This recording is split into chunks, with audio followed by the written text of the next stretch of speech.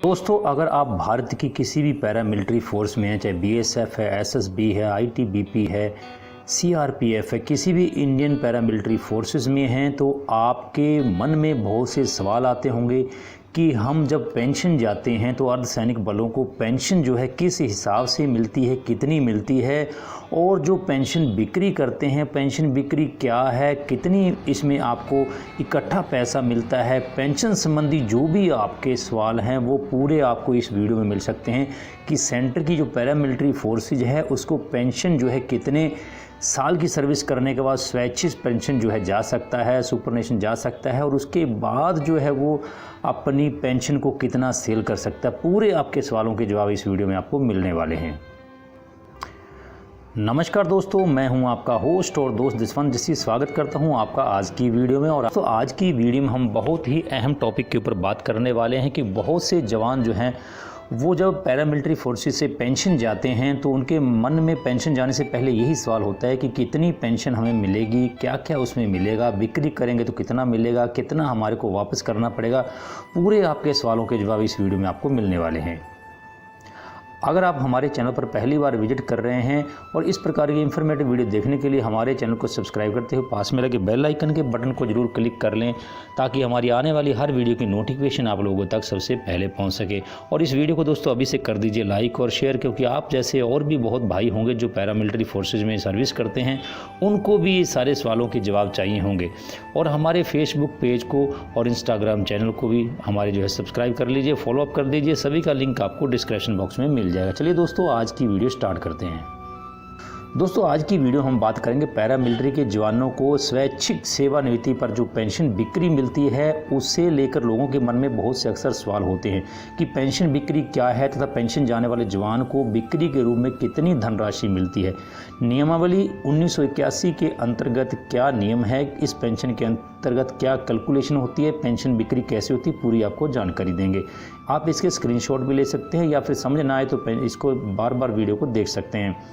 दोस्तों, जिस प्रकार से देखिए अर्धसैनिक बल के जवानों को पेंशन बिक्री नियम क्या है, इसको जानने के लिए हम आपको सबसे पहले ये बताते हैं कि पैरामिलिट्री के जवान को स्वैच्छिक सेवानिवृत्ति की आवश्यक शर्तें क्या है, कितनी साल के बाद वो स्वैच्छिक सेवानिवृत्ति जो है वो जा सकता है। दोस्तों, जिस प्रकार से केंद्रीय अर्धसैनिक बल के जो सदस्य हैं जो 3000 में 2003 में भर्ती हुआ है और उससे पहले के जो है तो अपनी भर्ती तिथि से लेकर 20 वर्ष तक होने पर सेवा देने के बाद कर्मचारी जो है स्वैच्छिक सेवानिवृत्ति जो है ले सकता है, वॉलंटियर जो है वो जा सकता है। उसके बाद जैसे ही केंद्रीय कर्मचारी का 1 अप्रैल 2003 का जैसे भर्ती है तो 20 साल उसके होते हैं 2 अप्रैल 2023 को। तो 20 साल की सर्विस करने के बाद वो अपना सेवानिवृत्ति का आवेदन जो है वो कर सकता है। स्वैच्छिक सेवानिवृत्ति का आवेदन करने वाले कर्मचारी यदि अपनी सेवा के दौरान जितना उसने अवकाश काटा होता है, जितना उसने छुट्टी किया होता है, उसको लेकर जो उसको बाहर निकाल कर जो है आपके 20 वर्ष जो है पूरे होने चाहिए जिस दिन आप सेवानिवृत्ति जा रहे हो। मान लीजिए आपने अभी आपको एक साल में 60 दिन ईएल और 15 दिन सीएल मिलती है, यानी कि 75 दिन का आपका छुट्टी है एक साल का, और आपने जितना हर वर्ष जो आप 75 साल की छुट्टी काटते हैं, तो उसके अतिरिक्त यदि आपने जितने भी दिन आप अनुपस्थित रहते हैं आप छुट्टी जो है ज़्यादा काट लेते हैं। मान लें कि आपने 25 दिन छुट्टी जो है ज़्यादा काट ली पूरे अपने सर्विस के दौरान, तो आपको 20 साल और 25 दिन सर्विस जो है वो करनी पड़ेगी। यानी कि आपको 20 साल सर्विस करने के लिए जितने आपने एक्स्ट्रा छुट्टी काटी है, अपनी जो अपनी दे छुट्टी है उससे ज़्यादा जितनी भी छुट्टी काटी है उतनी ही आपको सर्विस जो है वो ज़्यादा करनी पड़ेगी, तब आप सेवानिवृत्त जो है योग्य माने जाएंगे। इसके बाद बताते हैं केंद्र सरकार के जो सरकारी कर्मचारी है, सेवानिवृत्त कर्मचारी को प्रति माह कितनी पेंशन बनेगी। इसका एक उदाहरण सिखाते हैं कि जिस प्रकार वॉलंटियर जो है सुपरनेशन वॉलंटियर पेंशन जाते हैं, सेवानिवृत्त जाते हैं, तो कर्मचारी का जो मूल वेतन है, यानी कि जो जितनी भी उसकी बेसिक पे है पेंशन जाते समय, उसका एक तो 50% हमें मिलता है, और उसके बाद जितना भी उस समय डीए रहता है, महंगाई भत्ता रहता है, वो आपको मिलता है। प्लस में आपको 1000 रुपया प्रति वर्ष जो है प्रति माह जो है स्वास्थ्य भत्ता आपको, यानी कि मेडिकल अलाउंस आपको मिलता है। ये सब जो है पेंशन जाते हुए कर्मचारी को मिलते हैं।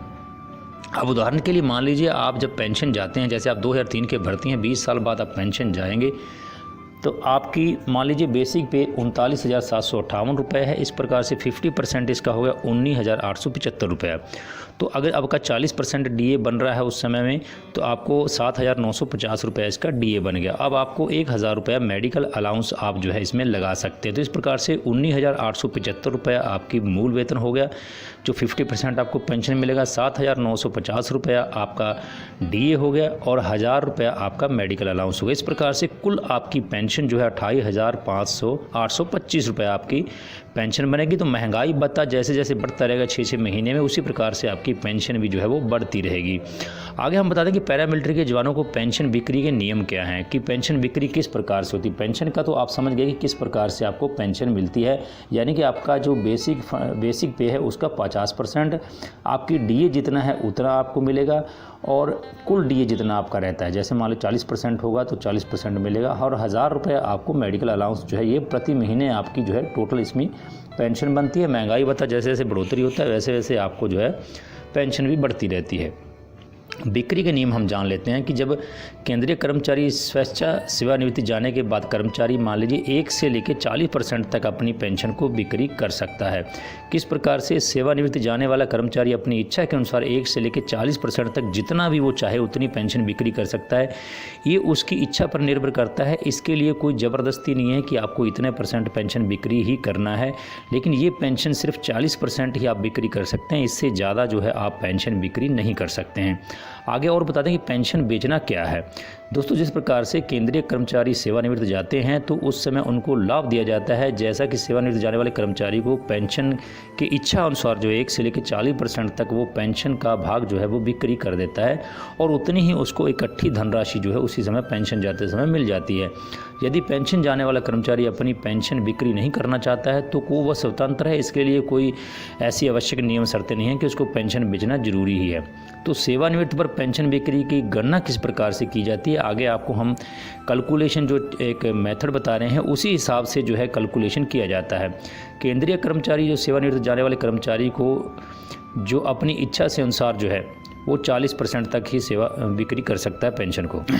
आप स्क्रीन पे पेंशन कम जो चार्ट देख रहे हैं, फैक्टर चार्ट देख रहे हैं, उसी हिसाब से आपको पेंशन जो है वो बिक्री करी जाती है। जैसे आप 33 वर्ष के हैं तो आपको इतनी पेंशन, जो आपको बता दें कि जिस समय आप पेंशन जा रहे हैं उससे नेक्स्ट आपकी एज जो है उससे ही इसका कैलकुलेशन जो है किया जाता है फैक्टर के हिसाब से।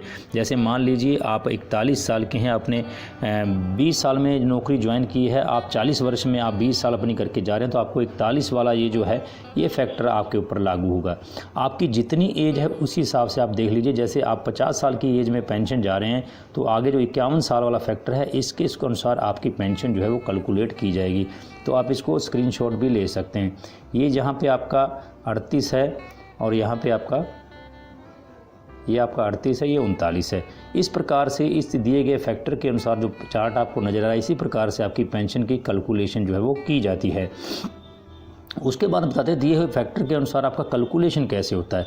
जैसे मान लीजिए कर्मचारी ने सेवानिवृत्त जाने समय जो मासिक धनराशि बचती है उसका 40% जो है वो मेडिकल अलाउंस छोड़ के, यानी कि जो उसको 1,000 रुपया मेडिकल अलाउंस मिलता है उसको निकाल के जो है 40% पेंशन जो है वो बिक्री कर सकता है। जैसे पिछले कैलकुलेशन में हमने आपको मान लीजिए कि 1 अप्रैल 2003 का पैरामिलिट्री का भर्ती जवान जो है वो 20 वर्ष उपरांत जो है 40 वर्ष की उसकी आयु हो जाती है तो सेवानिवृत्त जाता है तो 2023 में उसको जो है 40% DA मिलता है और फिर उसको देख लीजिए कि उसकी बेसिक जो है 39,758 रुपये है और 50% इसका बन गया है 19,875 रुपये। तो DA उसको मिलेगा 7,950 रुपये। इन दोनों का अगर हम कैलकुलेशन करते हैं तो इस प्रकार से आपका 27,825 रुपये बन जाता है। इसमें हम 1,000 रुपये मेडिकल अलाउंस लगा देते हैं, टोटल पेंशन आपकी 28,825 रुपये बनती है। अगर बिक्री हम करेंगे तो ये जो मेडिकल अलाउंस है हर महीने 1,000 रुपये ये इसमें जुड़ता नहीं है। तो इस प्रकार आपकी 27,000 ये 27,825 रुपये बनी, इसका 40% आप बिक्री करेंगे तो आपका एक महीने का 11,130 रुपये जो है आपका बिक्री हो जाता है। तो इस प्रकार से जो पेंशन की बिक्री का जो सूत्र है वो क्या है, पेंशन का 40% गुणा में 12 गुणा में आपकी उम्र के सामने जो फैक्टर आपको दिया गया था उसके साथ इसको कैलकुलेशन करते हैं। जैसे मान लीजिए आपका 1 वर्ष का 1 महीने का पेंशन जो आपने बिक्री किया 40%, जब आपकी पेंशन जो है 27,825 रुपये बन रही थी तो आपने 11,130 रुपये बिक्री किया है। 12 गुणा में 9 0.075% के हिसाब से इससे आपका मल्टीप्लाई होता है। तो ये आपका 12,12,57 रुपये जो है आपको जब आप पेंशन जाते हैं 20 साल की सर्विस करने के बाद, 2003 का जो सिपाही है या हवलदार है वो जब भी पेंशन जाएगा तो अगर वो बिक्री करता है अपनी पेंशन को तो 12,12,57 रुपया उसको जो है इकट्ठा पैसा जो है वो मिलेगा। आपको बता दें कि 40% बिक्री होने पर पेंशन जाने वाला जवान जो है मासिक किस्त कितनी कटेगी, तो देख लीजिए 11,127 रुपये जो है उसकी किस्त कटेगी, क्योंकि उसने बिक्री कर दिया 40% अपने एक महीने की पेंशन को। तो इस प्रकार से आपकी टोटल पेंशन जो है 28,125 बन रही थी, तो इसमें से 11,123 रुपये जो है आपका माइनस हो जाएगा। तो आपको टोटल पेंशन जो है वो आपकी 17,695 रुपये आपकी मासिक पेंशन जो है आपको मिलेगी। लेकिन आपको इकट्ठा पैसा जो है 12,12,57 रुपये आपको मिल जाएगा। उसके बाद हम देखते हैं कि आपको मेडिकल अलाउंस और इसमें लगता है। तो इस प्रकार से दोस्तों आप ऊपर दी गई तालिका के अनुसार समझ गए हैं कि आपकी उम्र के अनुसार आप जब भी पेंशन जा रहे हैं उससे नेक्स्ट वर्ष का जो फैक्टर है वो आप पे लागू होता है। यानी पेंशन जाते समय आपकी उम्र 40 वर्ष है तो उससे आगे जो 41 वर्ष वाला फैक्टर है वो आपको जो है उसमें गुणा करने से, उदाहरण जैसे 20 साल में आप पेंशन जा रहे हैं तो 40 वर्ष है, उसकी आगे का जो अंतिम आपकी जो पेंशन हो, बेसिक पेंशन होगी 39,758 रुपया, और आपको जो पेंशन बिक्री की जो धनराशि मिलेगी 12,12,57 रुपया आपको मिलेगा। इसके बाद देखते हैं पेंशन बिक्री से मिली जो राशि है वो सरकार को वापस कैसे करनी होती है। आपने ये बहुत सा कन्फ्यूजन रहता है कि बहुत से लोग बोलते हैं कि बिक्री पेंशन कर देता हूँ, लेकिन सरकार लेती कितना है ये भी आपको बता दें हम। देखिए जो पेंशन बिक्री का जो नियम है वो इस प्रकार से है कि जो भी पेंशन कार्मिक जाता है वो पेंशन अपनी बिक्री करता है तो गवर्नमेंट जो है ब्याज के सहित आपसे पूरा कैलकुलेशन करके वो पैसा अपना वापस लेती है। जैसे पेंशन मान लीजिए 40% है, 40 पेंशन पहली पेंशन का 40% गुणा में 12 गुणा में 15, यानी कि पेंशन आपने 40% बिक्री की है, उसका गुणा में 12 और गुणा में 15, यानी कि आपकी ज़्यादा से ज़्यादा पेंशन जो है वो 15 साल तक ही बिक्री होती है, उससे ज़्यादा नहीं होती और 40% से ज़्यादा नहीं होती है। ये ध्यान रखिएगा, 40% से आपकी ज़्यादा पेंशन बिक्री नहीं होगी और 15 साल जो है इसकी लास्ट लिमिट है भी 15 साल से ज़्यादा बिक्री नहीं होती। 40% और 15% गुना में 12 करके अगर आप देखते हैं तो आपको हर महीने जो है 11,130 रुपये जो है वो सरकार का जो है आपको वापस देना होता है। पेंशन से मिली राशि का हर महीने आपको 11,130 रुपया वापस देना होता है। अब देखिए कुल राशि आपको कितनी देनी पड़ती है। 11,130 रुपये आप हर महीने देते हैं, 12 गुना में 15 करके आपका होता है 20,03,400 रुपया, यानी कि लगभग डबल से थोड़ा कम, डबल करके ही आपको वापस करना है पड़ता है गवर्नमेंट को फ़ायदा। अब आप सोचेंगे कि गवर्नमेंट को पैसा तो हम डबल करके दे रहे हैं, फिर फ़ायदा क्या है पेंशन बिक्री करने का, वो भी आपको आगे बता रहे हैं कि पेंशन बिक्री करने का फ़ायदा क्या है और नुकसान क्या है।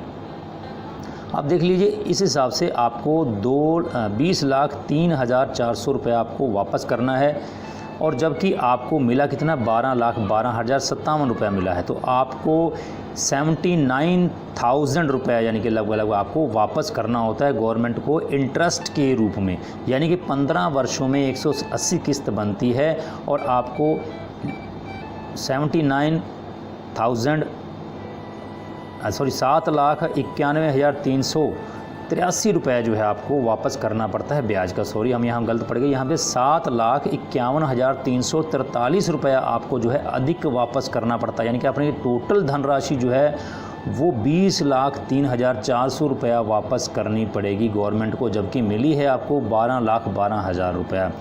तो आगे आप कन्फ्यूज में मत आइए, आगे आपको फ़ायदे और नुकसान भी बताएंगे क्या क्या है। जो पेंशन आप बिक्री जिस समय आपने बिक्री की है उसी हिसाब से उसका कैलकुलेशन होता है। अब आपकी जो हर माह पेंशन कटने की जो किस्त है, यानी कि जो आपकी पेंशन में से कटौती हो गई वो 11,130 रुपये आपको कम करके मिलेगा। 17,000 कुछ ही पेंशन मिलेगा 2003 के कर्मचारी को। और दोस्तों पेंशन बिक्री के फ़ायदे क्या हैं ये जान लीजिए। आप देख रहे हैं कि इतना पैसा डबल करके गवर्नमेंट को वापस देना पड़ता है, लेकिन इसके फ़ायदे भी हैं कुछ। तो कर्मचारी को एक मुफ्त यानी कि एक इकट्ठी धनराशि मिल जाती है, इनकम टैक्स से राहत मिलती है, कोई आईडी प्रूफ या प्रोसेसिंग फ़ीस नहीं देनी पड़ती। जैसे आप पर्सनल लोन बैंक से लेते हैं या होम लोन लेते हैं तो वहाँ पे आपको प्रोसेसिंग फ़ीस, कागज़ पत्र सब देना पड़ता है, लेकिन यहाँ आपको कोई भी आईडी प्रूफ प्रोसेसिंग फ़ीस नहीं देनी पड़ती है। आपको इकट्ठा पैसा जो है आपके पेंशन जाते समय मिल जाता है।